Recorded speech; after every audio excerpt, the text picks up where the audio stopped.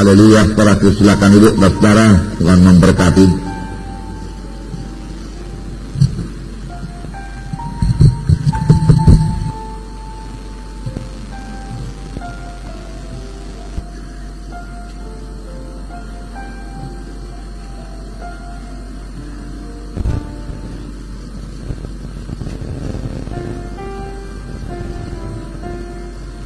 Di pasal 4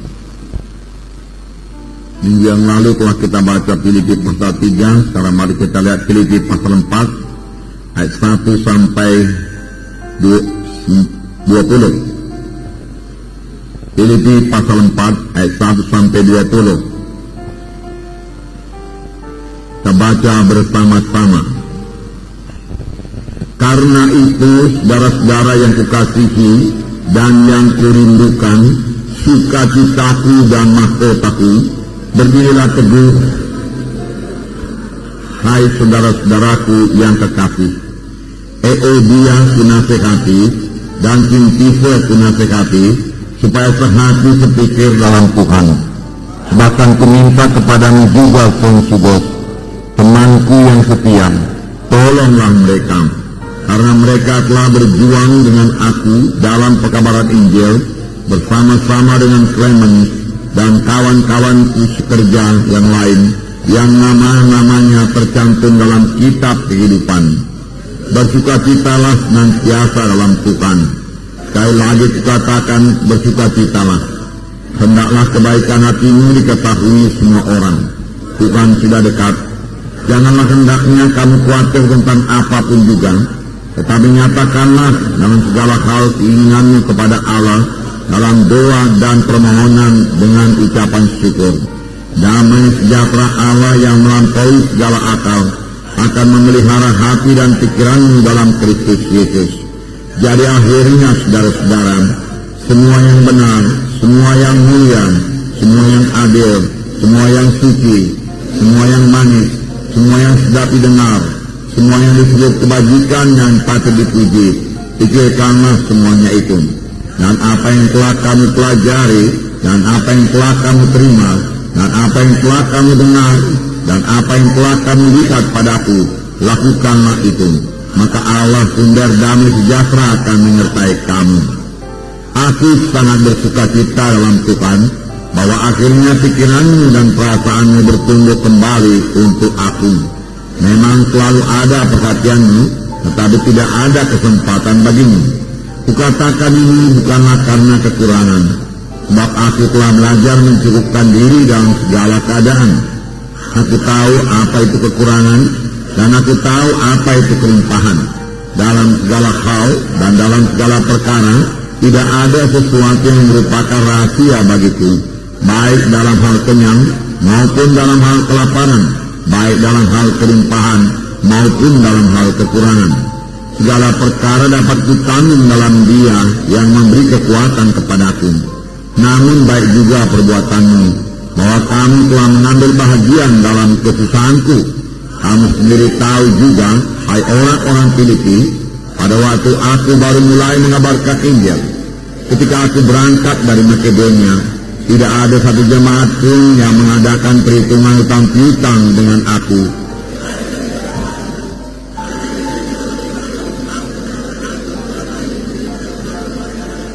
Tetapi yang kuutamakan bukanlah pemberian itu, melainkan buahnya yang makin memperbesar keuntunganmu. Kini aku telah menerima semua yang perlu daripadamu, malah lebih daripada itu. Aku berkelimpahan, karena aku telah menerima kirimanmu dari Epaphroditus, suatu persembahan yang harum, suatu korban yang disukai, dan yang berkenan kepada Allah. Allahku akan memenuhi segala keperluanmu, menurut kekayaan dan kemuliaannya dalam Kristus Yesus. Dimuliakanlah Allah dan Bapa kita selama-lamanya. Amin. Nah, saudara yang kekasih dalam nama Yesus, ini surat Paulus kepada sidang Filipi yang ditulisnya dari penjara. Paulus sangat mengasihi sidang Filipi ini. Saya percaya kalau sekiranya dia tidak dalam penjara, dia akan mengunjungi sidang Filipi di Makedonia ini, saudara. Tetapi karena dia dalam penjara, maka dia menulis surat ini. Surat ini kita lihat ditulis dengan penuh perasaan kasih. Bahkan dia, saudaraku, sangat mengasihi saudaraku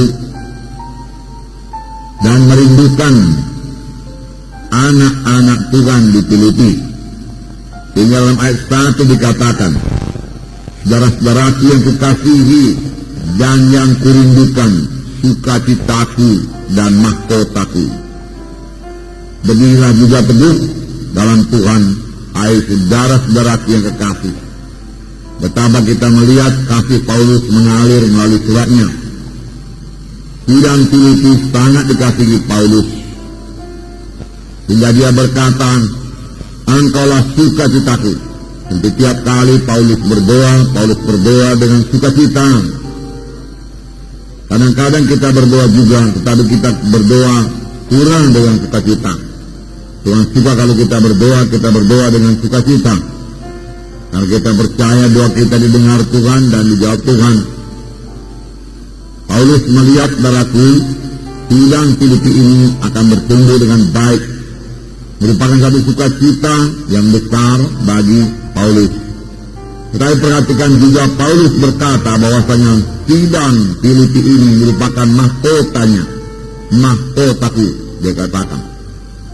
Saudara yang kekasih dalam nama Tuhan Yesus, hasil pekerjaan seorang hamba Tuhan, hasil pekerjaan pelayan Tuhan akan diuji kelak. Firman Tuhan berkata, Paulus mau pekerjaannya sungguh-sungguh berhasil, sehingga dari pekerjaannya itu dia memperoleh mahkota. Dari pelayanannya dia memperoleh mahkota. Tentu saja saudaraku, dia harus melayani dengan sungguh-sungguh, dengan mengasihi, dengan merindukan jemaat-jemaat ini. Memang saudaraku, kita harus merindukan jemaat-jemaat yang kita layani, jiwa-jiwa yang kita layani. Inilah sebenarnya dorongan kepada kita untuk melayani mereka itu, karena kita mengasihi mereka itu. Dari dahulu dan sekarang pun kami melayaninya, kami rindu melayani saudara-saudara. Tetapi dulu pun, saudara, waktu kami masih melayani desa-desa, kami mengasihi juga desa-desa. Kami, saudaraku, merindukan mereka. Kami ingin ketemu untuk membagikan berkat-berkat Tuhan kepada mereka. Paulus berkata, menuliskan hal ini tidaklah berat bagiku minggu yang lalu. Ya? Tidak berat bagi Paulus untuk melayani sidang Filipi. Tetapi karena dia dalam penjara, dia harus menulis surat. Sebenarnya tidak berat bagi Paulus untuk mengunjungi sidang Filipi kalau sekiranya dia bebas. Demikian hendaknya bagi kita. Kalau kita benar-benar mengasihi jiwa-jiwa dalam KKS kita, tidaklah berat bagi kita untuk mengunjungi jiwa-jiwa itu. Tidaklah berat bagi kita, saudaraku, untuk mengasihi mereka dan memberitakan jalan Tuhan kepada mereka, sehingga mereka semua bertumbuh dengan baik dalam Tuhan. Karena hasil pekerjaan saudara akan diuji kelak. Tuhan yang mengujinya. Paulus berkata, pada hari Tuhan, sidang Filipi inilah merupakan mahkotaku. Karena pelayanan Paulus kepada sidang Filipi dilaksanakan oleh Paulus dengan sangat bersungguh-sungguh dan dengan segenap hati, sehingga sidang Filipi bertumbuh dengan baik, berkenan kepada Tuhan, dan Paulus merasakan itulah kelak nanti upahnya. Walaupun sebenarnya Paulus tidak mengharap upah, semua dilaksanakan dengan kasih. Karena mengasihi, dia melayani dengan segenap hati, dengan bersungguh-sungguh. Sebenarnya itu saja pelayanan yang diterima oleh Tuhan, saudara. Saudara, biarlah Roh Kudus mengajar kita dalam hal ini. Ibrani 13 ayat 17 berkata, taatilah pemimpin-pemimpinmu di dalam Tuhan. Saudara, kita mengaku diri kita pemimpin-pemimpin dan kita mau ditaati. Itu tidak salah, saudaraku. Tetapi ayat itu juga berkata, pemimpin-pemimpin itu bertanggung jawab atas jiwa-jiwa tersebut. Saudara baca Ibrani 13 ayat 17, hanya pemimpin-pemimpin yang bertanggung jawab atas jiwamu. Itu yang dipatuhi, saudaraku. Saudara, kita ini bertanggung jawab, saya bertanggung jawab, saudaraku, atas jiwa-jiwa saudara. Jadi sebabnya, saudaraku, sebisa-bisa saya melayani dengan segenap hati. Kapan ada yang meninggal dunia, saudaraku, saya merasa berat, saudara.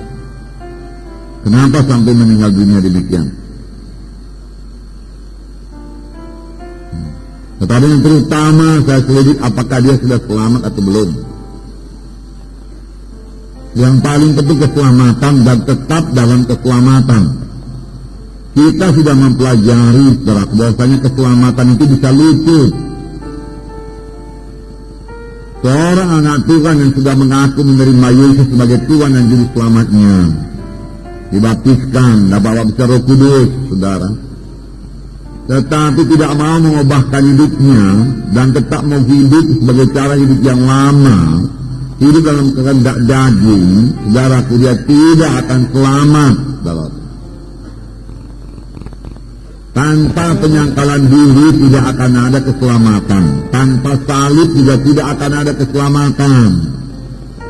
Kita mau hidup dalam dosa, ya, takut kepada manusia, lalu terikut-ikut dengan acara-acara kegelapan, penyembahan berhala, dan lain sebagainya. Saudara, itu dapat meluputkan kita daripada keselamatan jiwa yang sudah diberikan Tuhan kepada kita. Kita tidak sampai mencapai sorga. Di dalam buku Wahyu jelas dikatakan, barang siapa yang menang. Itu surat yang ditulis Yohanes kepada ketujuh sidang jemaat di Asia, yang semuanya sudah pernah lahir baru, sudah jadi anak-anak Tuhan. Tapi kepada satu sidang yang lain kau disangka hidup tapi baru kau mati. Pada yang lain dikatakan, ya, engkau suam, kumuntahkan engkau, dan lain sebagainya. Lalu dalam tiap-tiap suratnya itu dikatakan, barang siapa yang menang, barang siapa yang menang. Oleh sebab itu, saudaraku, saudara perhatikan juga jiwa dalam KKS saudara. Menangkah dia, saudaraku? Di manakah semua yang dibaptiskan itu menangkah dia? Berubahkah hidupnya, saudara? Datangkah dia kebaktian KKS, saudara? Datangkah dia kebaktian minggu, saudara? Berapakah tambahnya KKS, saudara? Berapakah jiwa barunya, saudaraku? Semua itu, saudaraku, tidak seharusnya, saudaraku, tidak pernah luput dari pemikiran saudara. Itulah dia pemikiran orang-orang yang rohani. Bisa juga kita melayani, saudaraku, dengan segala macam pikiran duniawi ini, sedikit pun tidak pada jiwa, saudaraku. Saudara pemimpin KKS bukan hanya untuk berkhotbah saja, amin, saudaraku, ya. Tetapi cara memperhatikan jiwa-jiwa itu, mengasihi jiwa-jiwa itu, melihat pertumbuhannya satu persatu. Untuk itulah diadakan kelompok kecil ini yang namanya KKS, supaya kecil, supaya bisa dikenal tiap-tiap jiwa, barat. Kalau sudah banyak begini, saya tidak tahu nama saudara pun, apalagi rekan saudara. Maka secara umum saya berikan firman Tuhan seperti ini, saudara. Tetapi dalam KKS tidak seperti ini. Dalam KKS ada fellowship, ada persekutuan, di mana saudara bisa mengasihi jiwa-jiwa itu, dan saudara menikmati persekutuan itu, dan jiwa-jiwa menikmati persekutuan dalam KKS itu. Benarkah itu jadi, saudara? Benarkah jiwa-jiwa menikmati persekutuan dengan KKS yang saudara pimpin, saudara? Kalau dia menikmati persekutuan itu, mendapat berkat, disegarkan dalam persekutuan itu, saudaraku, dalam pimpinan di KKS itu, tentu saudaraku dia rindu untuk datang pada hari Rabu depan, bahkan dia bawa temannya pun, karena dia menerima berkat. Dan saudara boleh terus memantau kemajuan rohaninya. Paulus berkata, ya, aku tidak pernah melalaikan apapun yang penting bagi kamu. Apa yang rasa Paulus penting, tidak pernah dilalaikannya. Semua kuberitakan, dia katakan, baik di muka umum, baik di rumah-rumah, kuajarkan kepada kami. Demikian saudara dengan KKS saudara. Saudaralah gembalanya. Itulah dia kelak mahkota saudara. Saudara sama saja melayani saudaraku. Setia pada perkara yang kecil, Tuhan akan berikan perkara yang besar. Kalau perkara yang kecil juga belum bisa kita layani, bagaimana kita melayani perkara yang besar, saudara? Nah, Tuhan sudah sangat berahmat pada sidang ini, mengirimkan begitu banyak sekali jiwa-jiwa, saudara. Saya bisakah kita memberikannya, saudara? Benarkah dia menjadi anggota tubuh Kristus, saudara? Kita bertanggung jawab atas jiwanya. Paulus bertanggung jawab atas jiwa-jiwa diteliti. Oleh sebab itu dia kirim surat, dia kunjungi, saudara. Dia rajin mengunjungi. Nah, kemudian perselisihan di dalam jemaat yang segera diselesaikan oleh Paulus. Sebisa-bisanya diselesaikan dari penjara, dari tahanan. Ada temannya Sintigos,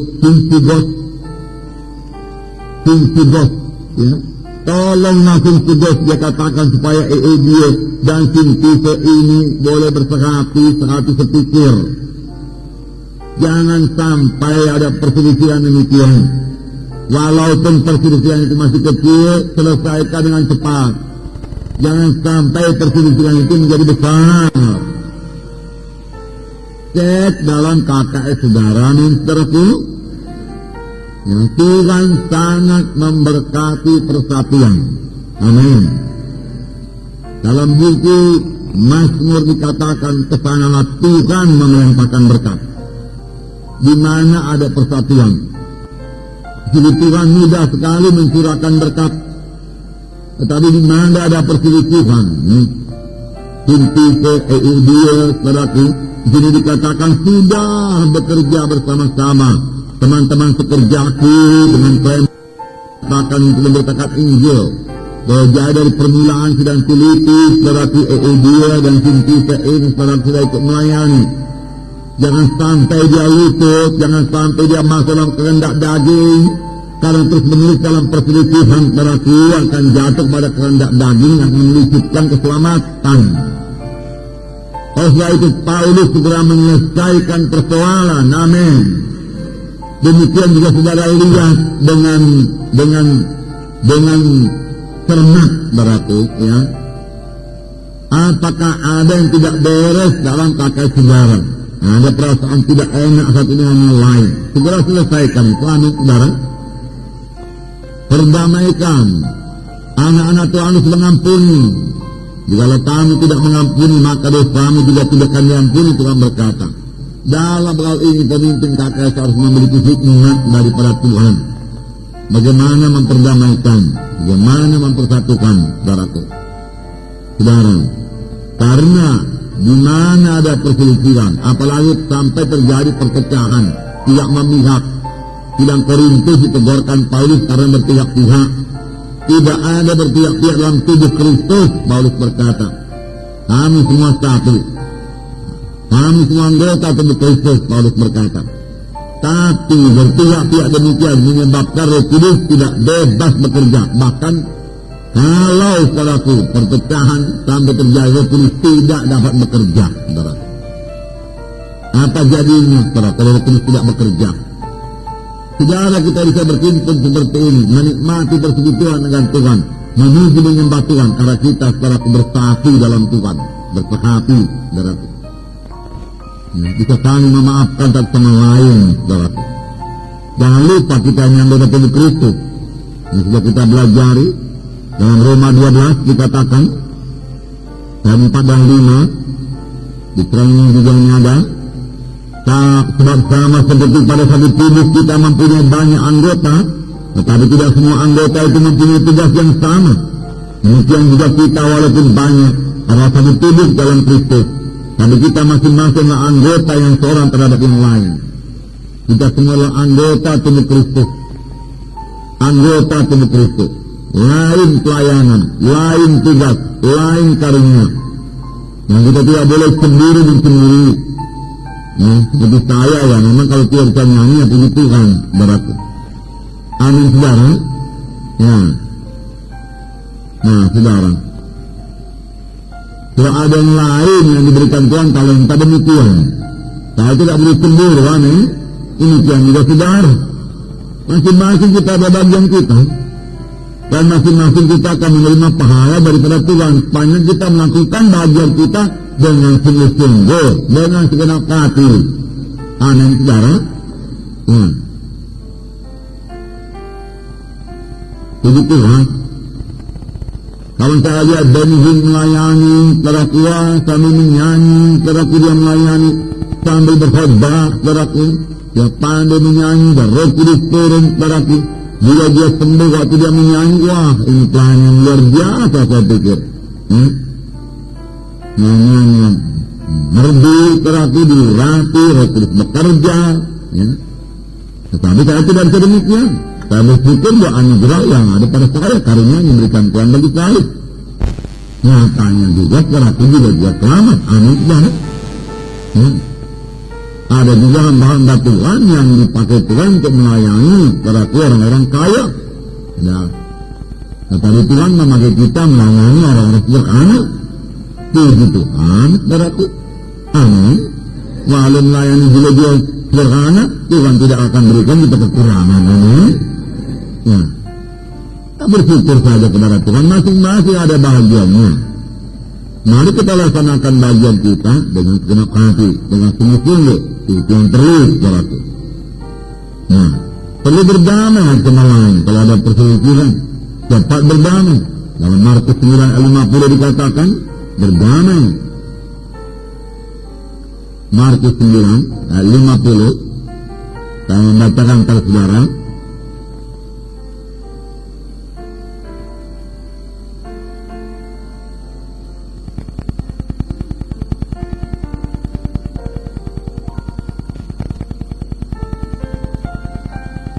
Garam memang baik, tetapi juga garam menjadi hambar yang apakah kamu mengasingkannya.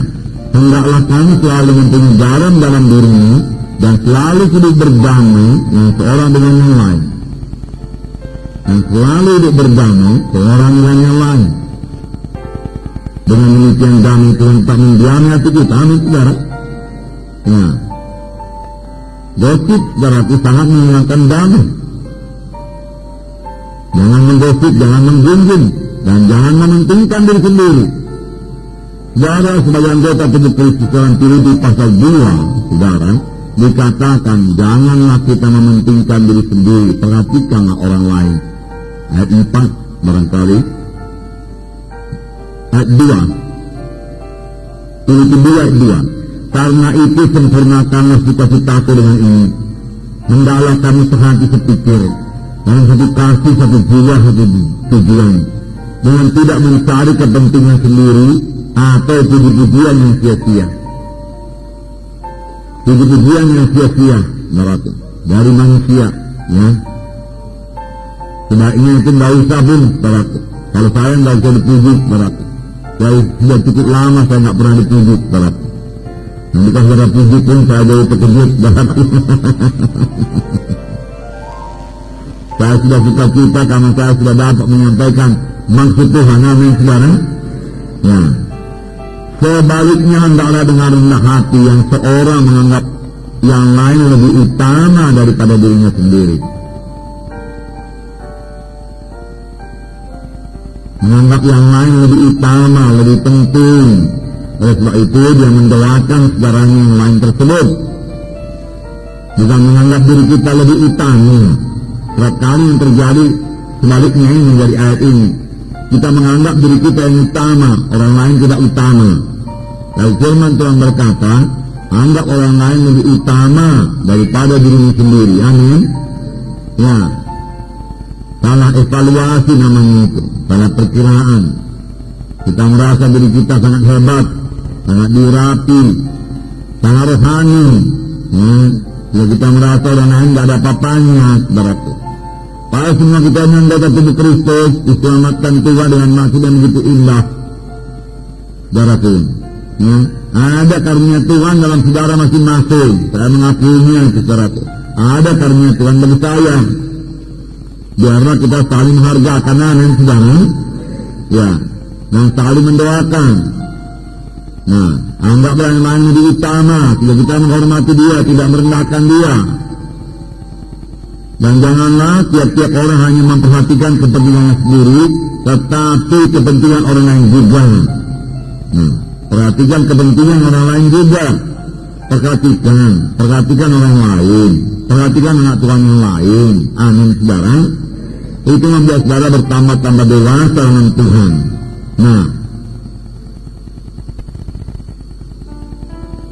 karunia-karunia, tugas-tugas, berarti kelengkapan-kelengkapan yang diberikan Tuhan pada anak-anaknya memang berlain-lainan. Tapi semua itu saling melengkapi. Dan kalau kita laksanakan saudaraku dengan sungguh-sungguh, maka pekerjaan Tuhan berjalan dengan lancar.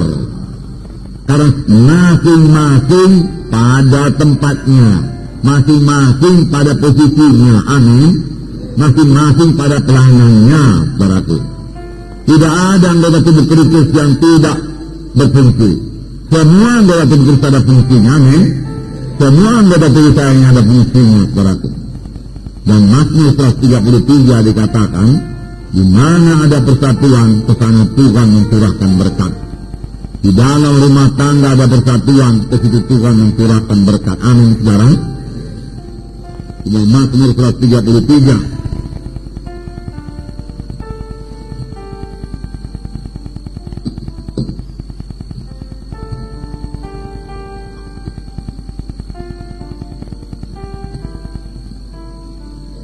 Mazmur 133, saya membacakan kepada saudara.